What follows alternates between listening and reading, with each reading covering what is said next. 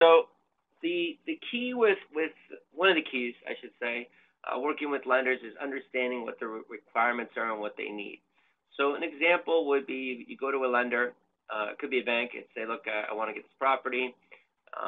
They're going to ask you the basic questions: where's your down payment, proof of income, credit score. Those are the three things that really they're going to focus on. And concerning the down payment, and I think that's really what it's about, is the down payment is the source of the funds. And the source of the funds, typically they're looking for the source of the funds being in your account, in cash, for 90 days, right? They want the money there, and that's what you ran into, right, Abdel? Like the money needed to be there. Is that right?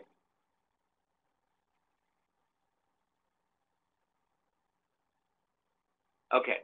So the key here, one of the keys that you can recognize is understanding what the lender wants. So if the lender wants that, what can we do to fulfill that arrangement for the lender? What can we do?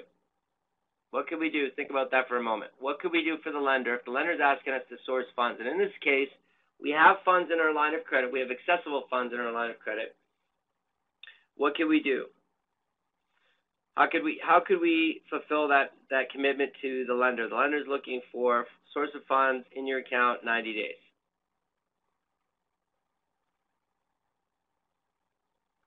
Take it out and put it in our checking. Yeah, we could do that. Yep. And of course, that would have to be there for 3 months, right? That'd be really easy to do. Yep. Wait 90 days. Yep. What else could we do?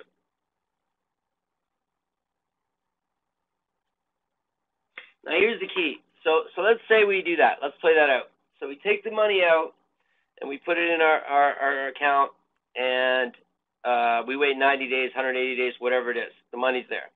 So when they look at your and we talked about this with Tarek before about your debt service ratio and all the debt service ratio and all the things that they look at. So if removing the money from your line of credit, because obviously that's going to be debt that's going to be accounted for when you run your numbers. Now, typically, well, I won't say typically. It depends on the situation. So if you're taking that money out from your line of credit is what is going to get you the money, and you're going to be within the lines of and we're going to make the assumption in this scenario that you can take on the debt, but they don't want to see necessarily, or they don't want the monies borrowed, even if it's a line of credit, depending on the lender, really. So let's say the lender says, I don't want the money borrowed. I want it in your account, for 90 days. So we could take the money out and wait 90 days, right? And that might be a situation where we can do that based on the property. We just extend the closing date. We could do that. What else could we do?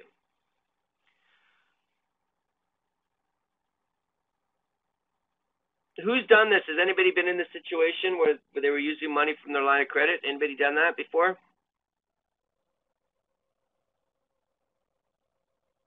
Because a lot of it has to do with the lender, right? What the lender's requiring. Okay, no worries.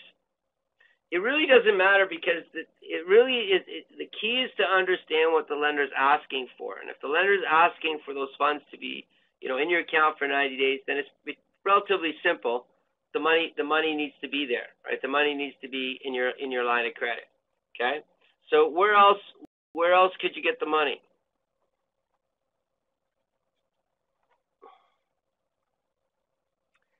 CC.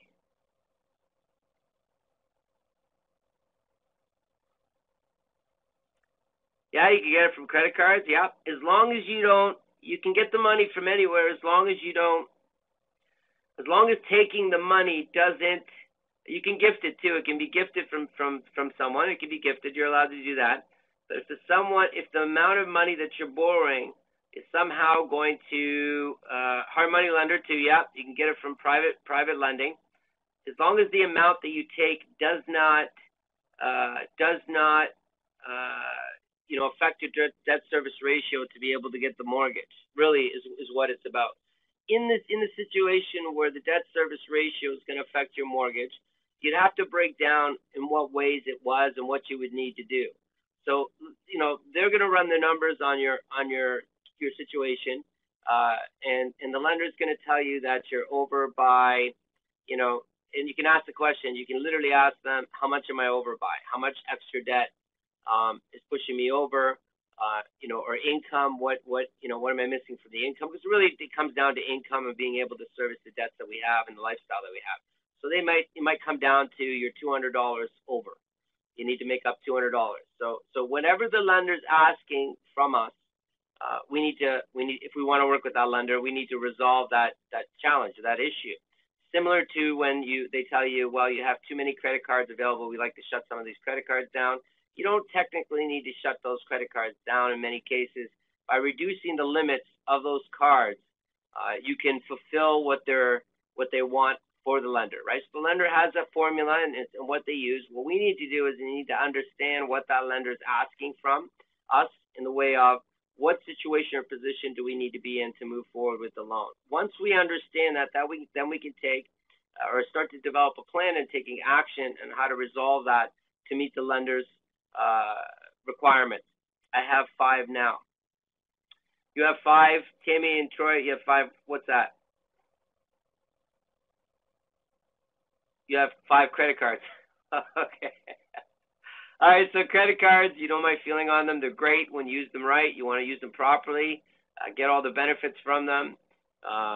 When they're often, the more cards you have, and you got to manage them obviously properly. But when the more cards you have, the more they compete for your business. Often offering you money at 1% balance transfers, 2%, 3%, whatever it is. So they're giving you points, they're giving you air miles, dividends. I mean, there's lots of opportunity there. When you manage the money right, it's great to have them. So definitely, in my view, it's something that you want to take advantage of as the opportunities come about. So in this question concerning when do you ask to reduce interest rates, so you're allowed.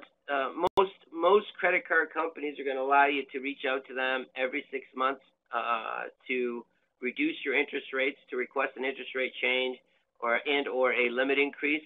So every 6 months they basically reevaluate you, and often they'll be sending you letters to raise your limits if you want.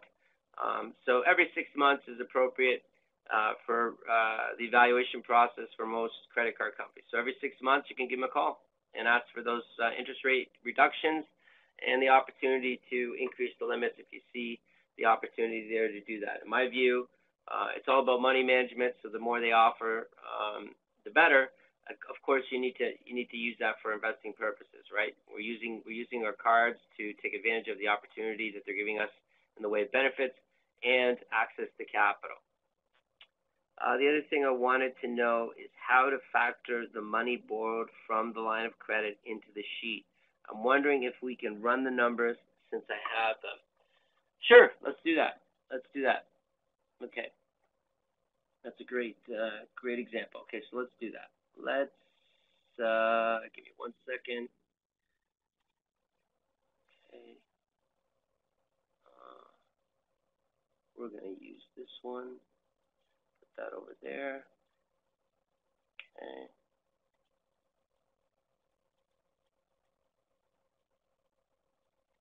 Okay. Give me 1 second.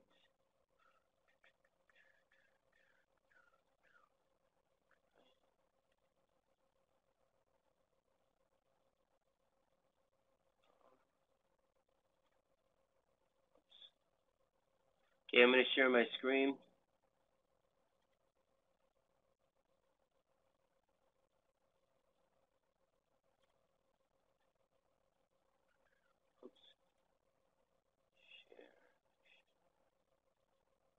Okay, so let's look at the situation. You can share the numbers with.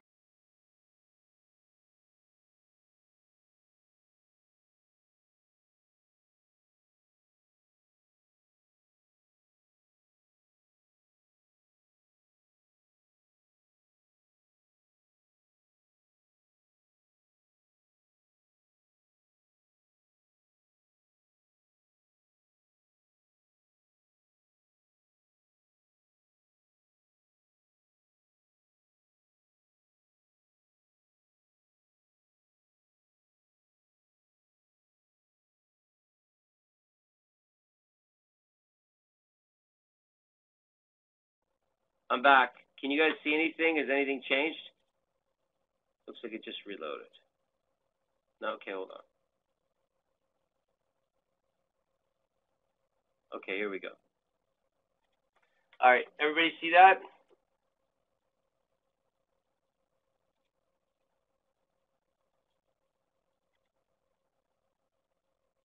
Good. All right, so let's run the numbers. Go ahead. What do we got? So Abdel, what do we got for numbers? What's the asking price?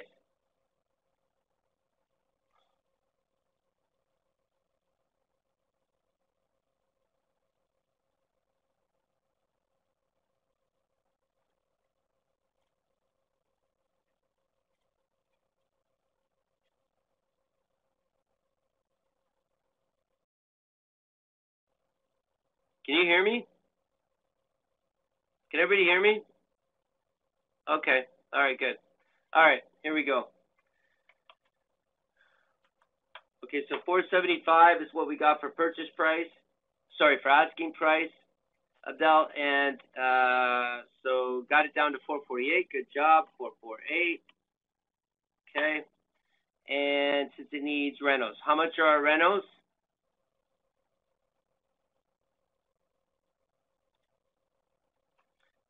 You don't know. Okay, can you give me an estimate? We need to know that. We'll do that in the vetting process. But what do we need? What's your estimate?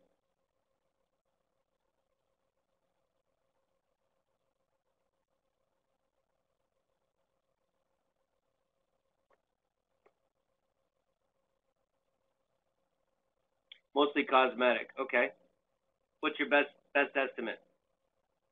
25K. Okay. Okay. So now we're up to purchase price plus repairs. 473 is what we're putting in. So 448 plus 473. Basically, you've accounted for the repairs and the purchase price. Okay, so that's good. How many units?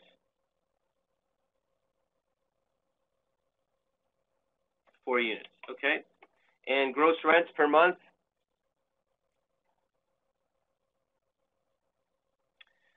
5160. Okay. Okay, so what did I do here? Why is this so high? Oh, that needs to be divided by 12, I assume. There we go. That's the year. Did I put 51.6? That's for the year, yes? Yeah, okay. Okay. All right. So 51,600, we take 20% off for vacancy maintenance and property management. And what's your number for exact expenses? What were your expenses?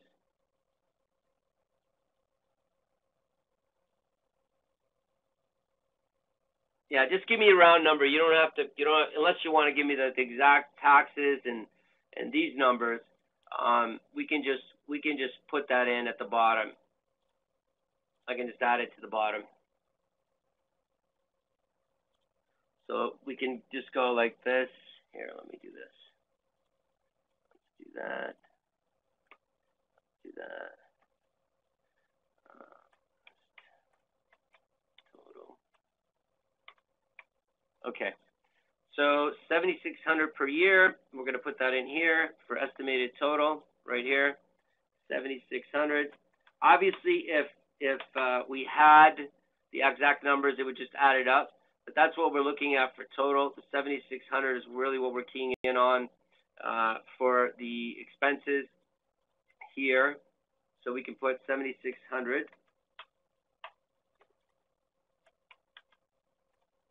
Okay, 7,600. But actually, this is what I want everybody to do. Well, don't worry about it right now. I don't want to worry about it. But you can put the exact expenses here, okay? So 7,600 leaves us 33,680, okay? Then we have a gross rent multiplier of 9.17. It's over 6, but not terrible. Cap rate is 7.1.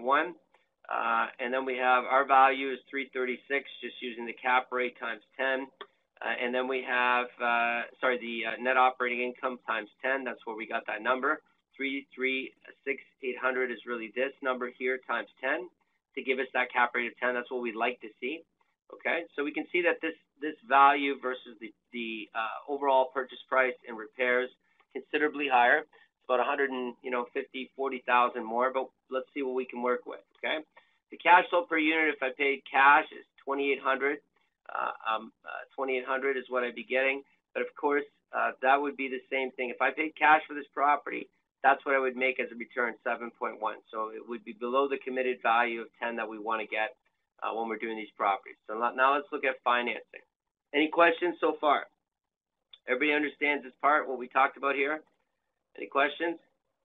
Everybody's good? Okay, it's okay to ask if you don't understand something. Okay, let's keep moving.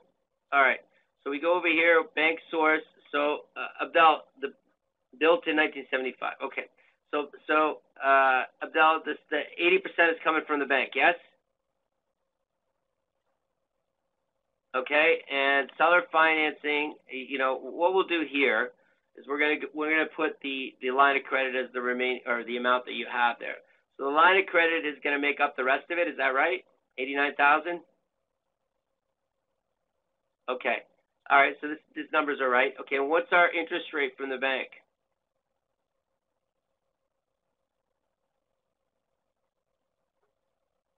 You have a $50,000 line of credit. Okay. So you're not using all of it then. Not all of it's going to cover this, right? This percentage, yes. So actually, it's more like 15. Let's go 10. So we're going to go 10, which leaves you 10. Okay. So if you use 44,000 as an example, 40, which is almost 50,000, I would say 45 from my pocket. 44.8. Yeah, we're right here. This is right. And then we got 3.5 from the bank, and the rest is from the line of credit. Okay. The line of credit. What is the line of credit going to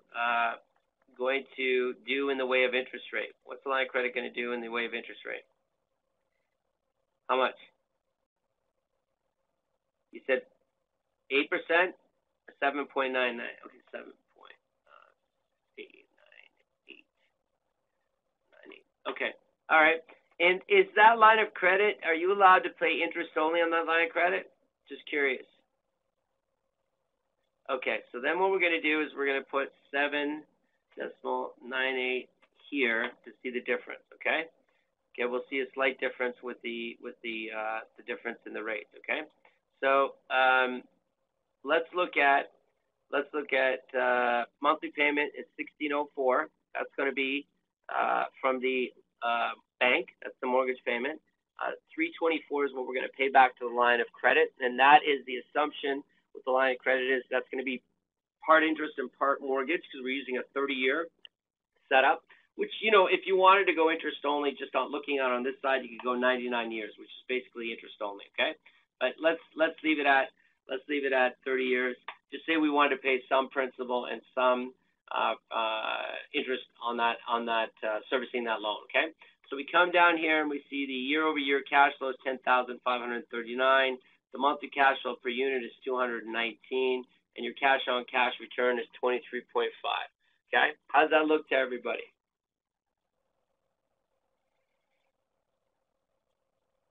Yeah, I'd say that looks great. That looks great.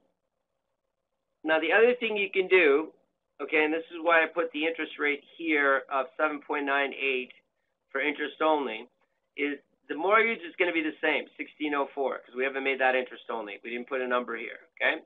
But if we go interest only on the actual line of credit, that's $298 is what we'd pay versus the $324. So that's going to increase the available cash flow. It's going to reduce the overall amount that we're paying to servicing the loan.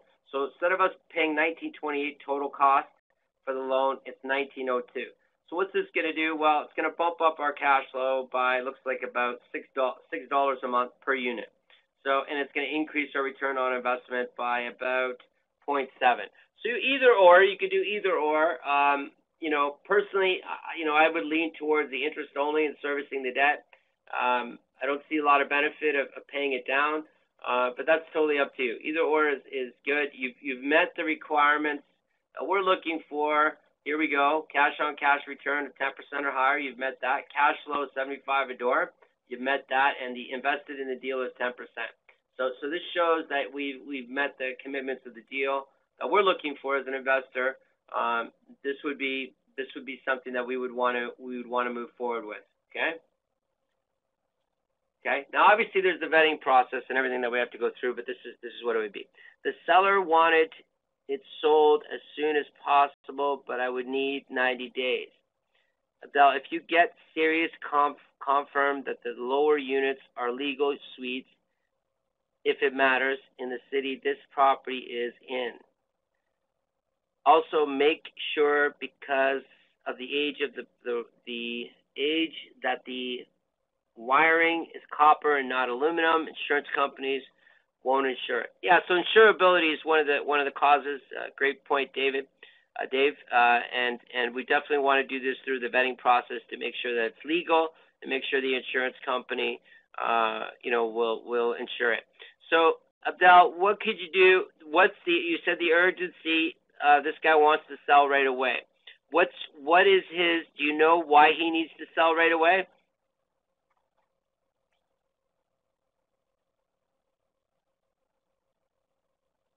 No, okay.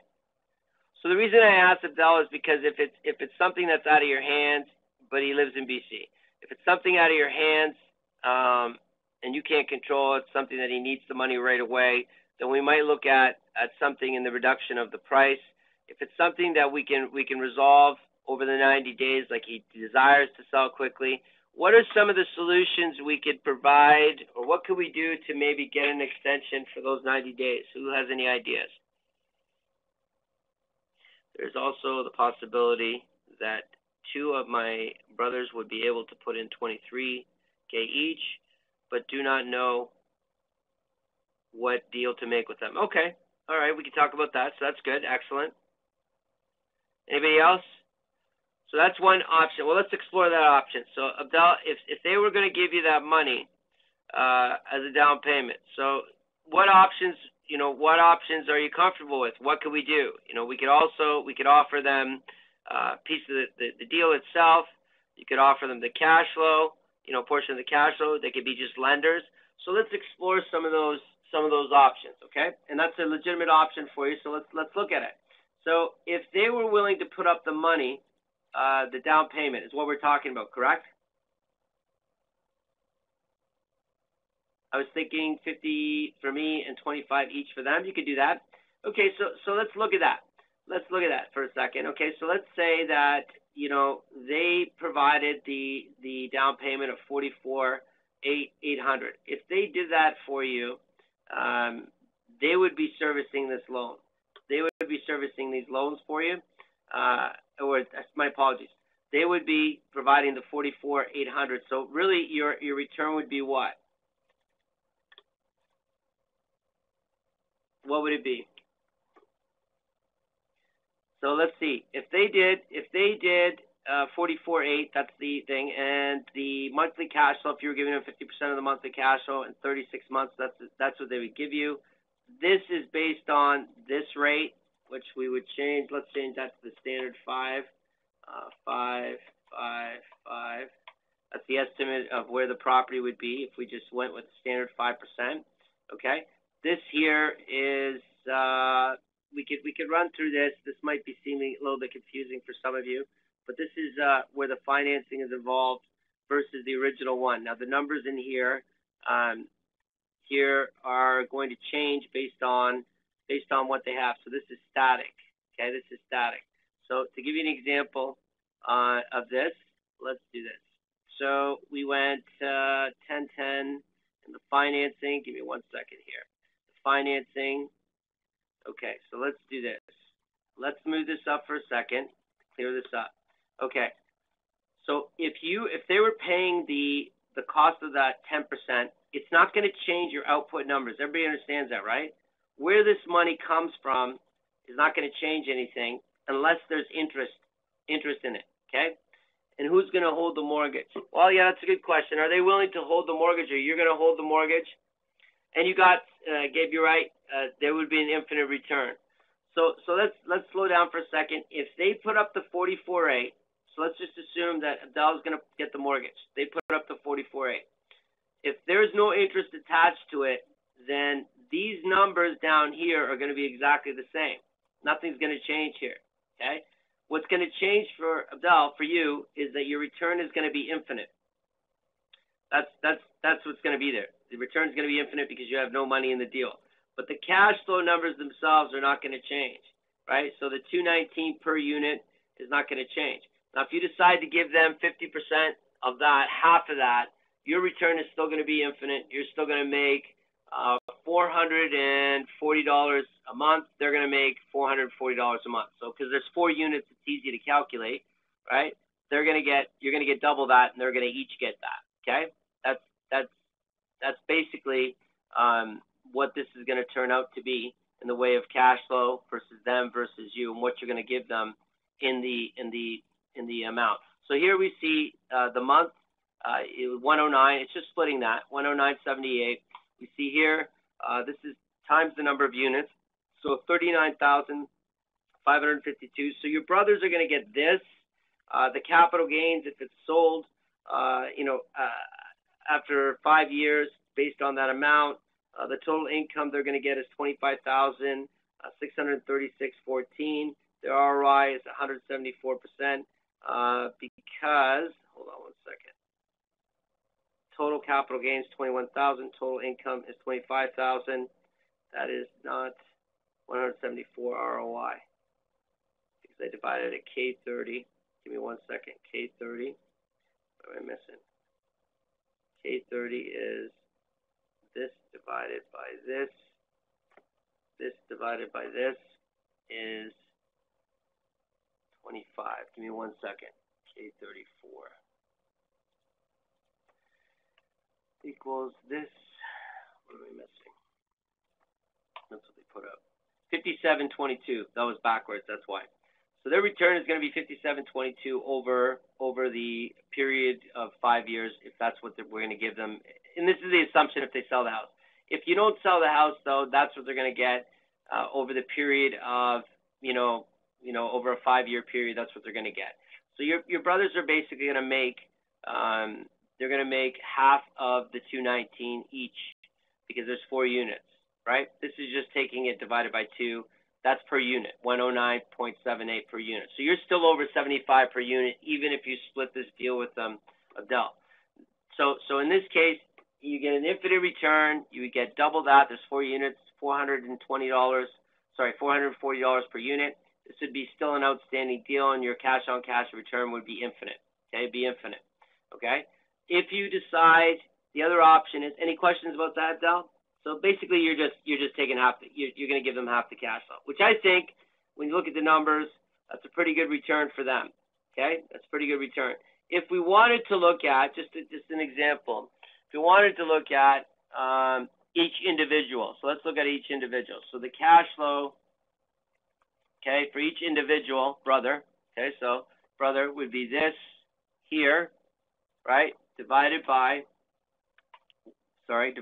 2. So each brother, my apologies, each brother would get 219 because there's 4 units, right? So each brother would get 219. We take this and we multiply it by 12, and this is just to give you an idea of what they would be making. Each brother is going to get $2,636.81, right? We just multiplied the cash flow by 12. That's all we did. Then we take this here and we divide it by the half of that, right? Because they're going to pay half the down payment, the $23,000. Okay, so let's do this. Equals this divided by 2. Okay, so everybody follow? So they're going to make 219 each brother. 219. That's what they're going to get per year, right? 219. Give me one second. 219 per month, 22,400 is what they've invested in. So we're just looking at a yearly, right? This divided by this. So their yearly ROI is, look at that, 10%, basically.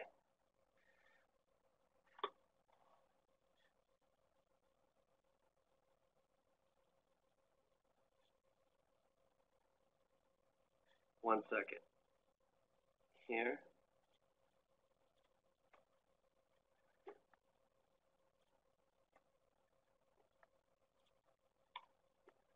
I used the wrong number. My apologies. So we're doing cash flow. I went to 219 per year divided by this, the yearly, 11.76%. So would anybody be happy with a 12% return? That's outstanding. I think that's great for each brother. I think that's wonderful for each brother. That's just one brother. Both of them are going to get each 12% on their money. So that's fair. I think that's fair too, right? Now the other thing you could do if you wanted was you could charge or be charged for the money they give you, right? So let's say you did a 30-year mortgage at 10%, okay, for them. What would that do? Well, if you did that, your cash flow would be $122 per unit, $122.95 per unit, and your cash on cash return would be 13.2. Okay, this would also be an opportunity.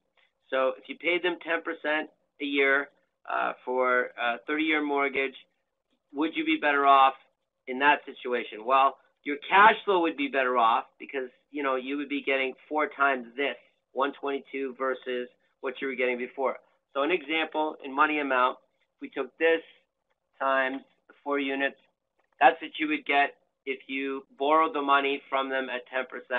If you did not borrow the money from them, right, if you shared the deal with them, you would be getting, to give you an example, you'd be getting, let me just copy and paste this. So copy, paste special, so we can see it. Okay, that's if you borrowed it at 10%.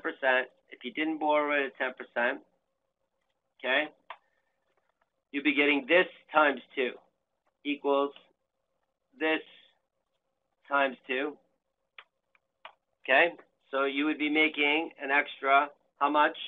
Equals this minus this. You'd be making an extra $52 a month if you decided to borrow the money. So would it be better for Abdel to borrow the money? Would it be better? He'd make $52 more, which is about $600 more a year in cash flow. Would it be better for him? Okay, yes. All right, yes. Some people think yes.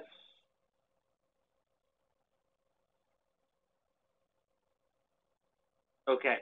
So the other thing we want to look at, so let's go back to this scenario, 30-year, 10%, okay? So if you did 30-year 10%, technically, you still have an infinite return, even though this says 13.2. You have it technically because it's only taking the 2. We would wrap that all up into this loan right here, this loan. So you'd have no money in the deal.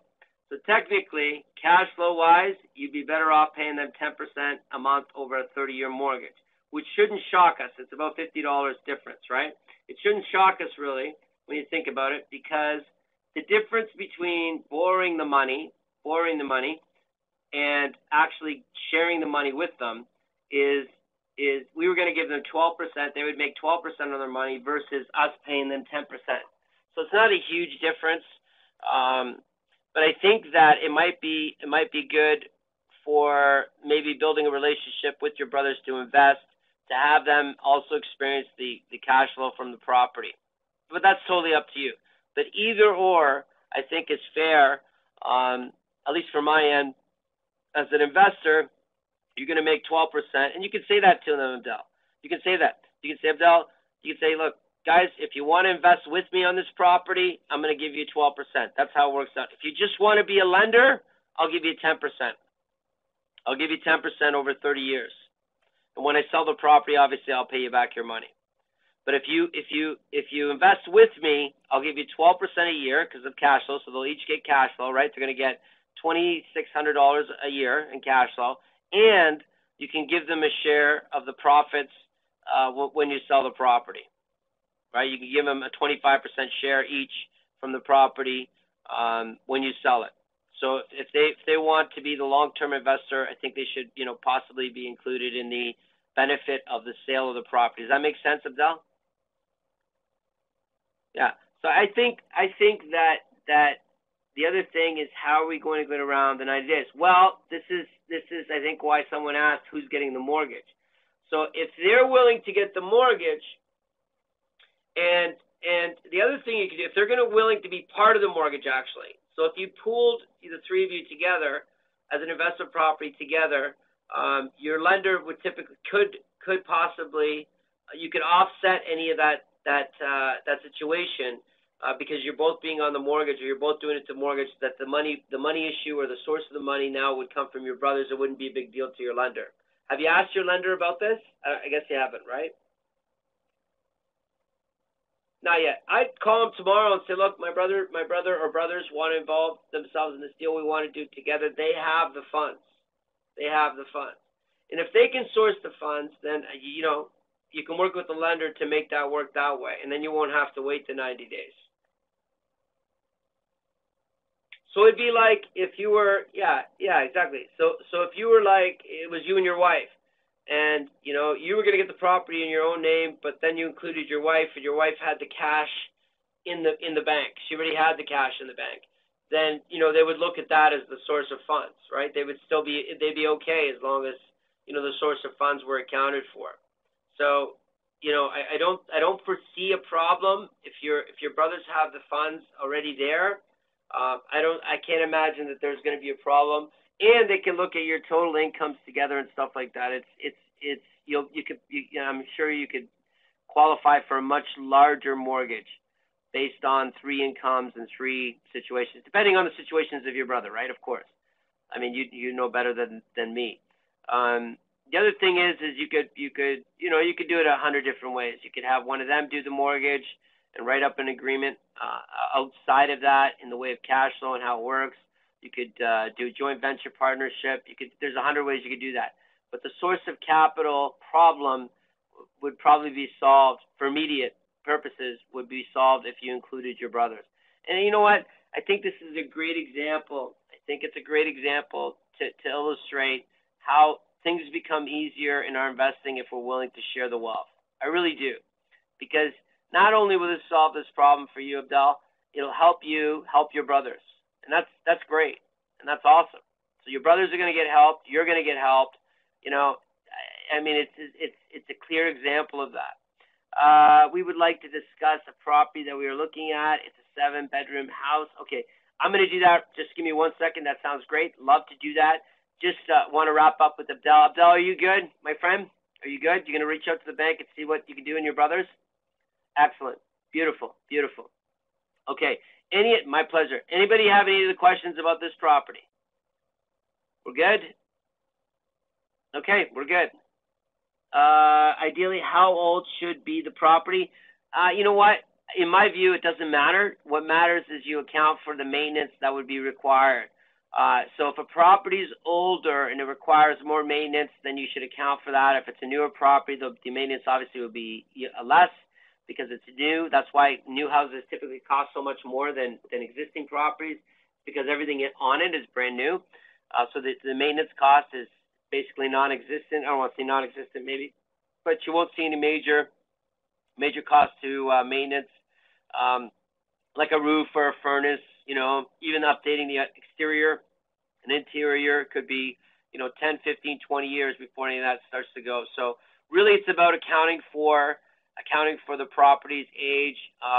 What Dave brought out is a good point. When you're doing your inspection, make sure your wiring is not a knob and tube, or older wiring, aluminum, whatever the requirement of your insurance company. It needs to be insurable. That's why that's important to be able to do it. And nobody's going to give you a loan, typically. I shouldn't say no one, but nobody's typically going to give you a loan unless the property is insurable, because that's what protects them if something goes wrong with the property. Okay? No, I don't. I would say no, there is none. Give me 1 second.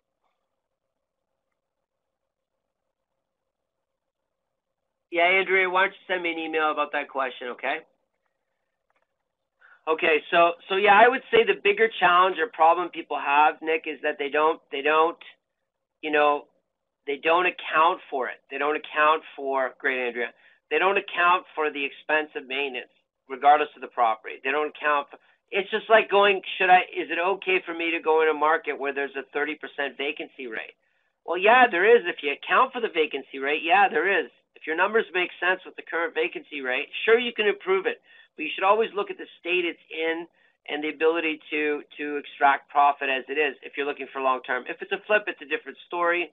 But you got to remember, flipping properties, the property has a negative cash flow. That's acceptable to us because we're flipping the property.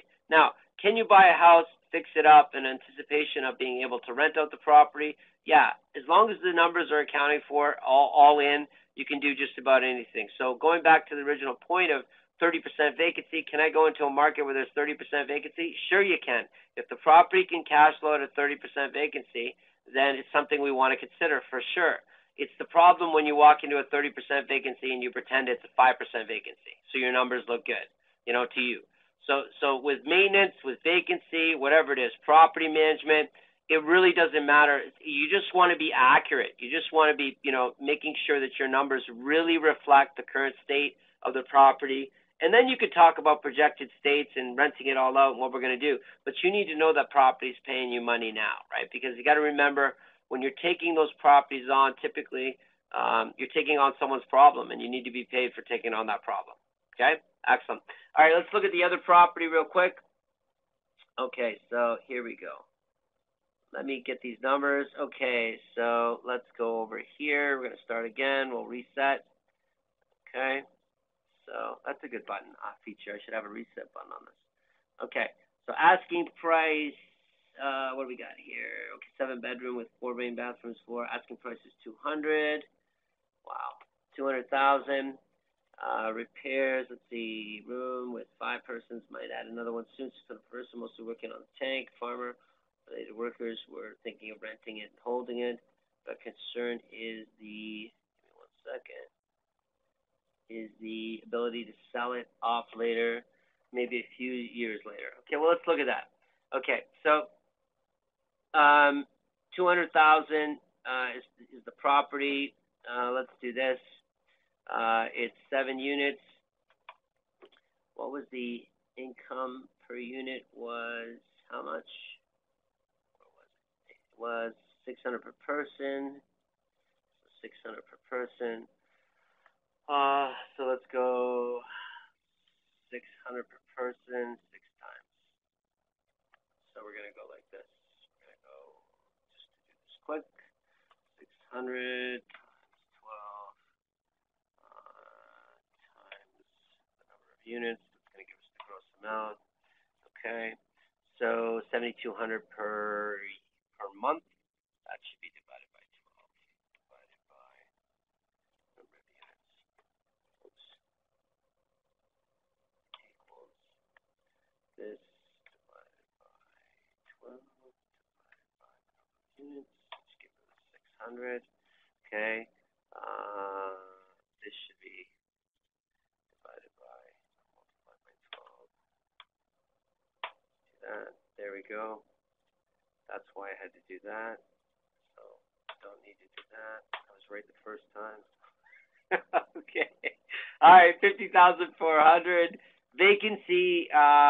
So do you have a vacancy rate, or are you going to make the assumption it's 5% and maintenance is 5%? Vacancy is 15. Okay, so vacancy is 15. Is that right? Okay. I'm going to say the maintenance should be around 10, unless you know otherwise, because of it's a rooming house, and rooming houses have a higher maintenance cost because it's being used. It's harder on the house when everybody's in it. Around $500 a month for maintenance. Is that what you're talking about?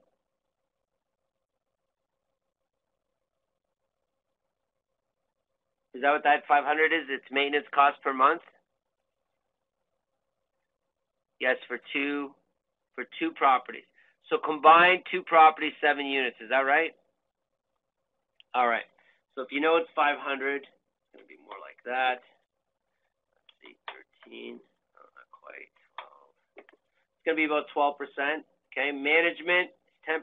Is that accurate for that market?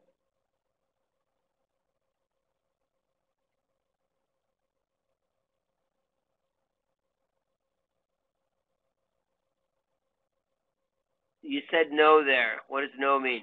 What do you mean no? No for?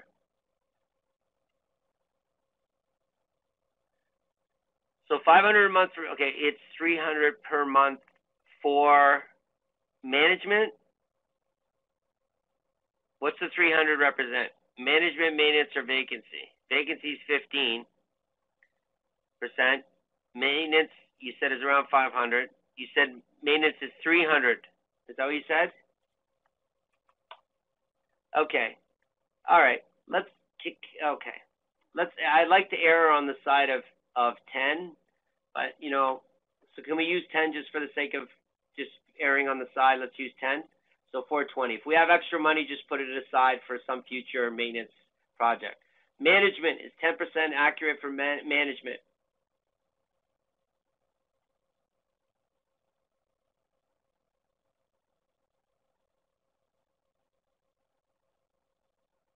If you don't know, we can use, okay, good. 10%, okay.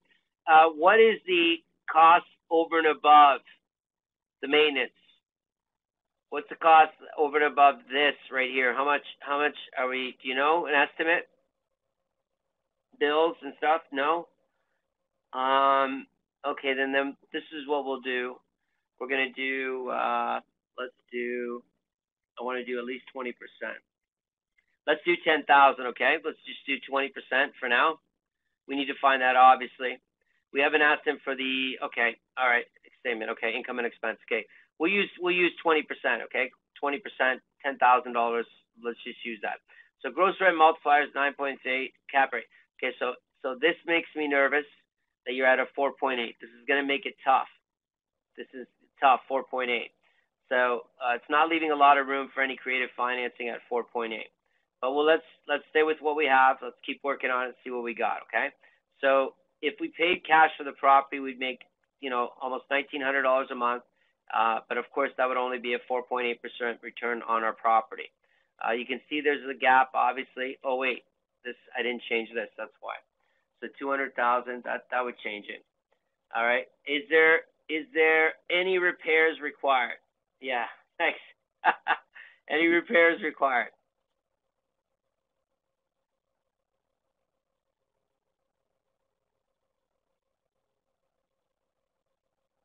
No repairs? We consider one house with 7 rooms, 7 units, or 1 unit, no repairs required? Either or, as long as you're accounting for the total cost. It's one purchase, yeah? The one thing that I would say to you is it might be, what I would consider, let's not get into it right now, but you could consider getting both properties, selling one and seeing if you can make a profit on the one sale and keeping the other one. Do you see what I'm saying? You could finance one property with the other. Do you see what I'm saying there? Because it's 2 separate units, right? It's 2 separate lots. It's 2 separate lots, right?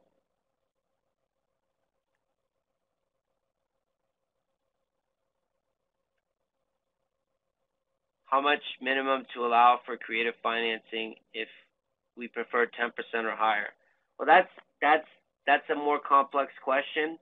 But if you're sitting around a 4.8 or a 5 cap rate, it's going to limit what you can do in creative financing and how much you can pay. But really it comes down to the numbers, right?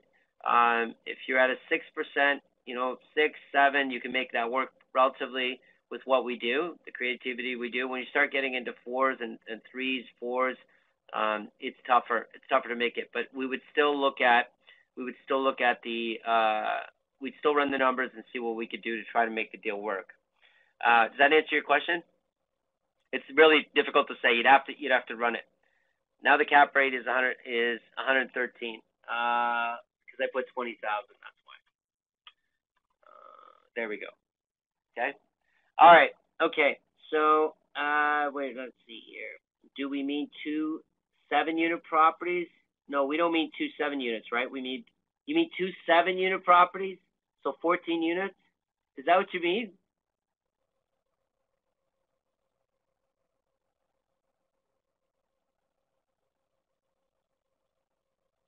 No, just 1 unit. Just 1 of 7 rooms. It's literally 1 house of 7 rooms. Is that what it is? 1 house of 7 rooms? Okay. I don't know how we got on 2 houses, but it's 1 house of 7 units, everyone. That's where we're at. 1 house, 7 units. That's what it is, okay?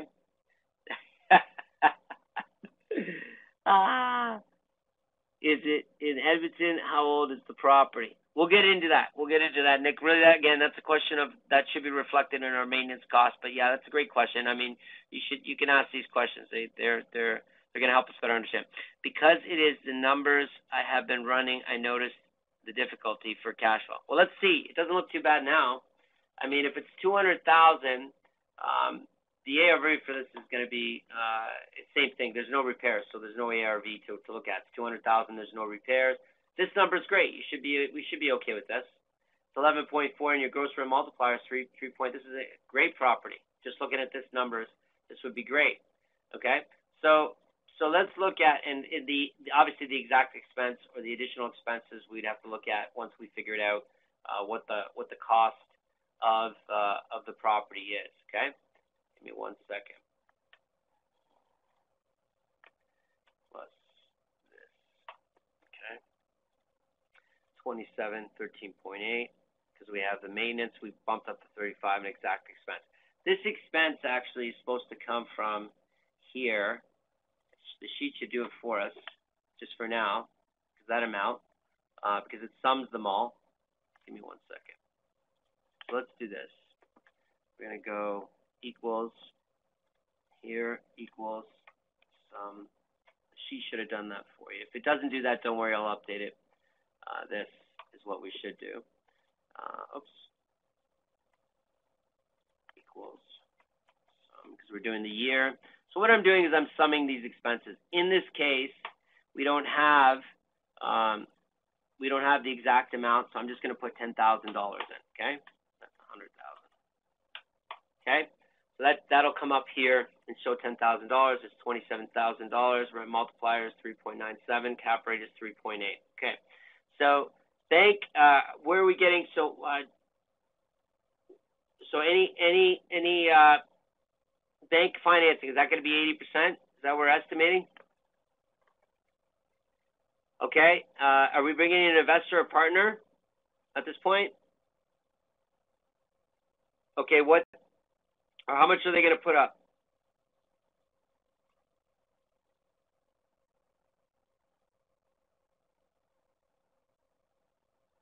How much we want? Really? Okay. Well, let's go 10 and 10 for now. Okay. But I mean, more is better. Typically, more is better. How much do they want? How much is the bank going to give you? Do you have a bank rate? We can use 3.5 if you don't have it. Do you have a bank rate? Okay. What's the bank rate?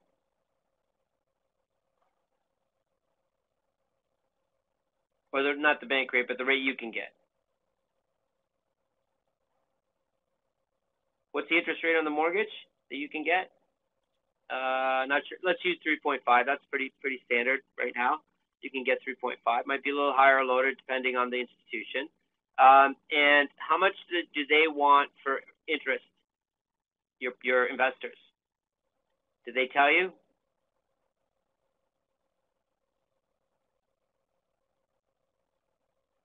10. Okay, that's fair.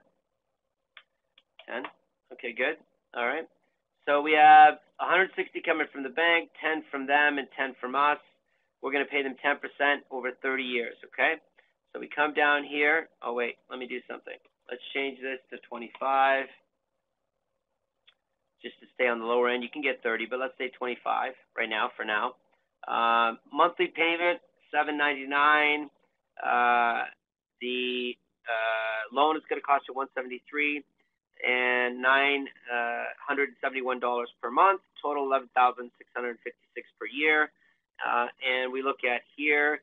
So the cash flow for the year is $15,000. Monthly cash flow per unit is $190, and your cash on cash return is about 80%. That looks pretty good to me. What about the utilities? Who's paying in this example? So right now, what we've done, I don't think we know at this point, but we put in an additional expense of utilities and other expenses outside of vacancy maintenance, property management of $10,000. So that's we've accounted for a good chunk of extra expenses here. We'll know when we get the income and expense sheet, right? This could be higher. It could be higher. You know, we don't know until we get it, but we put 20% of the gross income going to it. So I wouldn't say that that's too crazy in the way of expenses.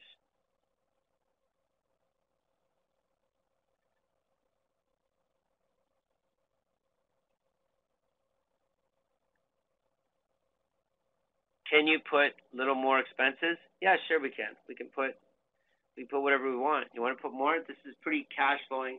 So let's do 15,000, which will give us,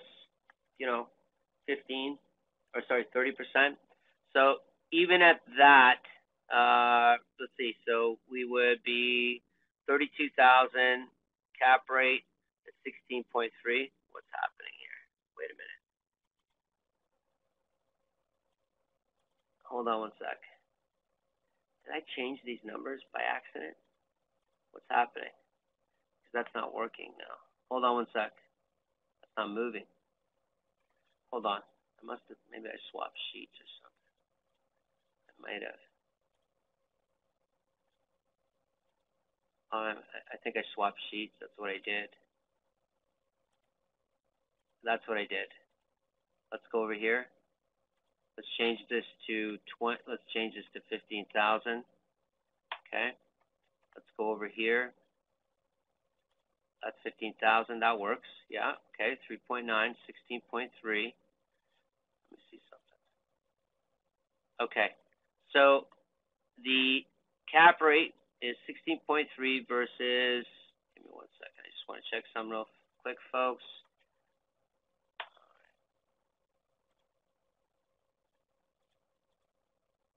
Let me see something here. What's going on? Hold on 1 sec, folks. 27,000. GRM is right. Cap rate is 14. D14. What am I missing here? D14 divided by the total cost. That's right. That's all right. 13. Okay. If I change this to 15, give me 1 second. 15,000. And I go over here. That would be 32,000. That is, hold on 1 second. Oh, I see. Hold on. 32,000, the value of the property, cash flow per unit. That's what it is right there. So here we go. D14 divided by 12. That's the remaining amount. So 32,000. Oh, I'm sorry. I was looking at this as total expenses. My apology. Forget what I was just doing there. I was losing my mind for a second here. I was looking at the net operating income is 32,000 from the 27 here. That's why. Okay, equals 27. Yep. Here equals. Give me 1 second. Here, this. All right. And we're gonna go this minus that. There we go. Now it's right. Okay. I don't know. I must have moved some numbers around. So $17,760. The cap rate, because we moved it up to 15,000, is now 8.9. The gross rent multiplier is going to not move because it's based on total gross income versus gross rents revenues, but the cap rate will move, right, as the expenses move. So if we change this back to 10,000 here, 10,000, yep. We see the cap rate rise. That's what should have happened the first time. I must have changed the number somewhere when I was going through that. Okay, so let's go with the more expensive 15,000. Now that I have that working right. Okay, so 15,000, 8.9 cap rate. We're still going to run these same numbers here. Now that should cover. I mean, if you're paying everything, that should be sufficient. We've also, you remember, folks, we've also moved this up. This is usually 15. Now it's at 35 because we've done 15, 10, and 10. Well, usually the total of this is 20. We're up to 35. Okay, so this is a great deal of expense that we're talking about. And when we come back here, we see the cash flow per unit, even with the additional expenses, is $88 per unit. Remember, there's 7 units here. There's 7 units. So each one of those units is giving us $88. Cash on cash return is 37.1.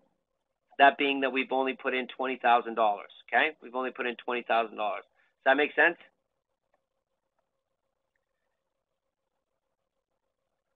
Okay, so your question was a question of what about when you go to sell it? Is that right? I wanted 10% on the loaned money. Oh, right. Let's do that. 10%. Okay. Let's see what we got. $84.46, and cash on cash return is 35.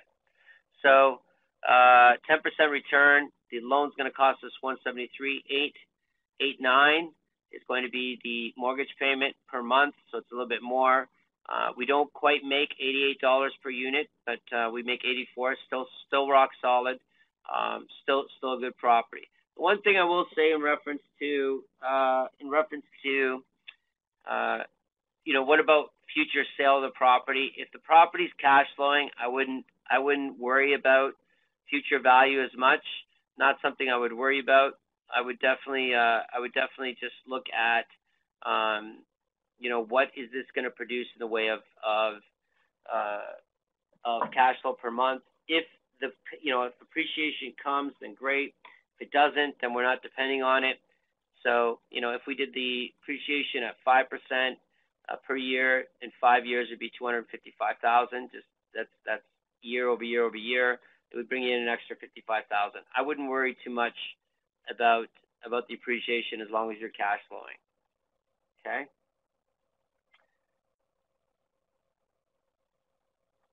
It's 7 units because you're drawing 7 incomes. You're drawing 7 incomes. Yeah. Sorry about that. You're drawing 7 incomes. Yeah. The reason you want to do it as 7 over 1. Does anybody know why? It's not really that mysterious. It's just if we did it as 1 unit, right? That would mean that the income was coming in one way, and if it wasn't coming, in other words, if we had one vacancy, it would remove all income. That's not the case here, right? So 7 units, if one of them's not paying, you still have income coming in, right? You still have the money coming in. That's a big deal because there's a break-even point where you could have, in this property, you could probably be missing, looks like, give me 1 second, you could probably be missing 3 people. And so to give you an example, so if we were getting 600 a unit, just to give you an example, okay?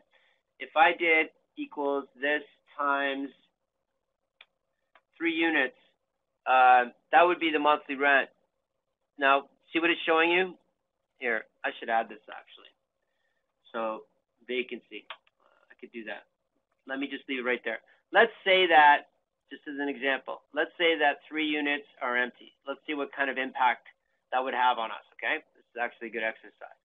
So, let's do this. Equals this minus this times this, okay? Okay, let's try that again. I messed that up. Equals this minus this, that's 4, times 600.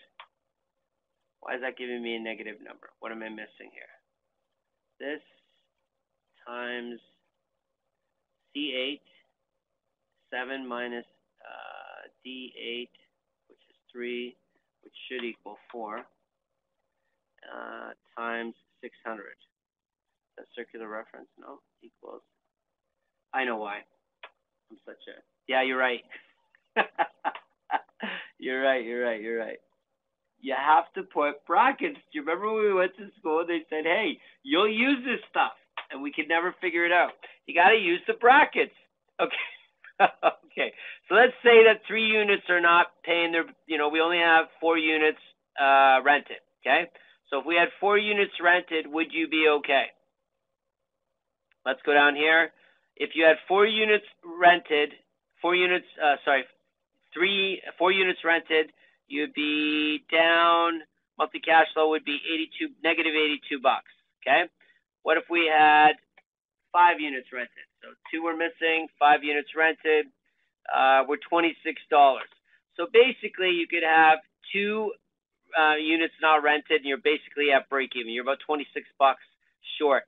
If you're running 1 unit, because you got to remember your expenses are going to be there regardless if the units are there. Now, obviously, they're going to be affected if there's less people in the place. The maintenance and costs are going to be down for sure. But basically, you could have 1 unit vacant and you'd still be making money, $28. That's the example. That's the point we're trying to make. Does that make sense to everybody? Yeah, the maintenance would come down for sure. But obviously, we want it filled, right? Obviously, we want it filled, right? One of the reasons for high vacancy was to adjust. One of the reasons for the high vacancy was to adjust. Oh, I see what you did. I see what you did. Oh, okay, that's good. But do you know the actual vacancy number? That's good that you did that. That's adjusting for it. Yeah, it's 15. So it is 15. Okay, so the real vacancy is 15. Okay, so yeah, if we have a 15 vacancy. Now let's say the vacancy was 5, right? 5, normal. Okay, how many units could we, if the vacancy was 5, let's just, for an example, how many empty units would break me even? So if there was 1 empty, it'd still make $80. If there was 2 empty, I'd still be okay, right? Still be cash flowing. If there's 3 empty, I'd be down $50. Let's add that. I'm going to add that to the sheet. Okay. So vacancy, this can give us a break-even number. Does everybody see what we're doing here? Now, it's not exact, obviously, because as you pointed out, these numbers are going to change based on less people in the unit, but it wouldn't be bad to know the break-even point, right? Which you should know, your break-even. You know this when you have a property, believe me. When you have a property, you know your break-even point because you experience it, right? So I think, looking at this property, even with the 15, right? Let's be real to what it is, okay? That at least we know that we could run 1 vacancy, 1 unit vacant, completely vacant. So what does that mean for us? That means that we could be missing 1 person a month. It doesn't have to be the same unit. It could be 1 person a month on average through the whole year. In addition to the 15% vacancy we have, and we'd still be okay. If you just change CB, is the result the same? The vacancy rate that we were talking about? Keith, what are you talking about? If you just change the C8. Oh, the number of units. Yeah, it would be the same. It would be the same. Exactly the same. If I change, well, I can't do it now because it's affecting the total income rate, right? It would be exactly the same. Keith, it would be exactly the same if I changed it here because it would change the income because now it's working on 600 per unit. But the max number, right? This is 0. The max number is the 42, right? We wouldn't be able to get necessarily a visual on that, but you're right. Same difference. You're absolutely right. Okay. But Sam, you have increased the vacancy rate and reduced it in no of the rentals. What's that? So the vacancy rate now is at 15%.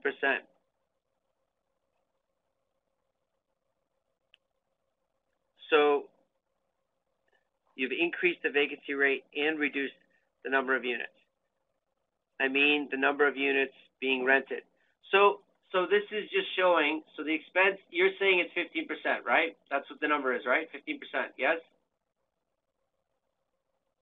So what this does, you're absolutely right. And I mentioned that. This is in addition to the vacancy rate on top of it. If it's over and above the vacancy rate that you have, 15, you're absolutely right. So yeah, if we did 0 vacancy, I think that's the point you're trying to make. If it's 0 vacancy, and we look at this, and we look at the cash flow, right? We see 174 per unit. Then I started taking units off, right? So one empty whole year, 2 empty whole year. That's what you mean, right? You're absolutely right. Yeah, you're absolutely right. That's a combined, that would be over and above the vacancy rate that we put in. That being said about this property, this looks like a great property, a great opportunity. Obviously, you'd have to do the due diligence, but it looks like a great opportunity to pursue. Where are you at with that?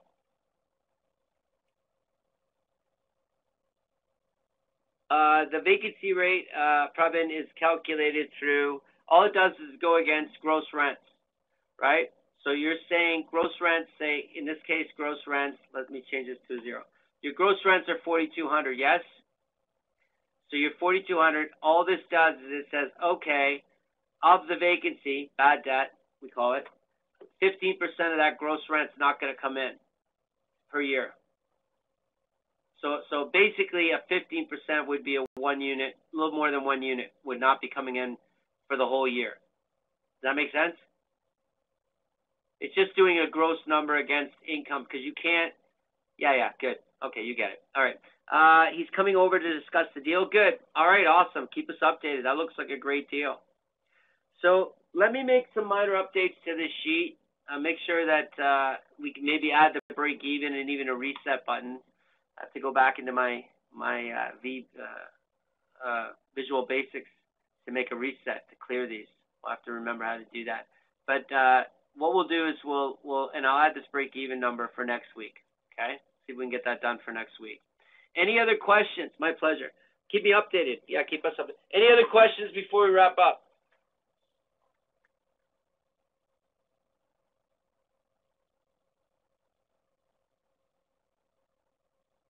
Looks like somebody's typing. Thanks, Sam. No, good. Awesome. If you're good, type in yes or Y.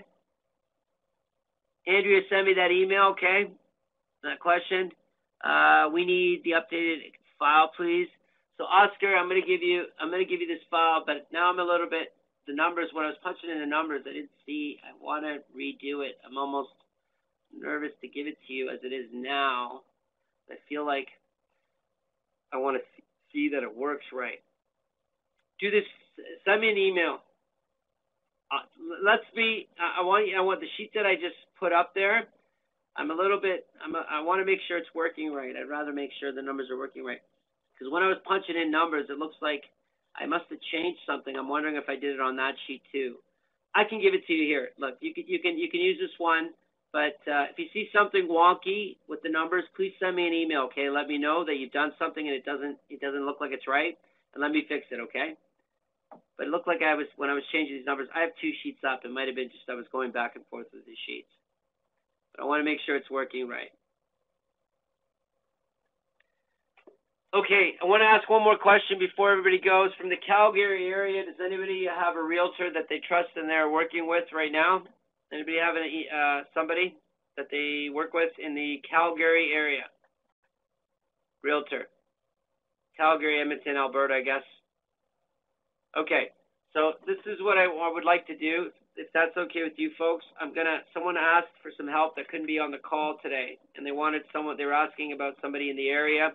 So what I'm going to do, if it's okay with you folks, I'm going to put his email up, and you can, if you could, I really appreciate if you emailed him, just touch base with him and maybe give him some contact information for a realtor. Can we do that?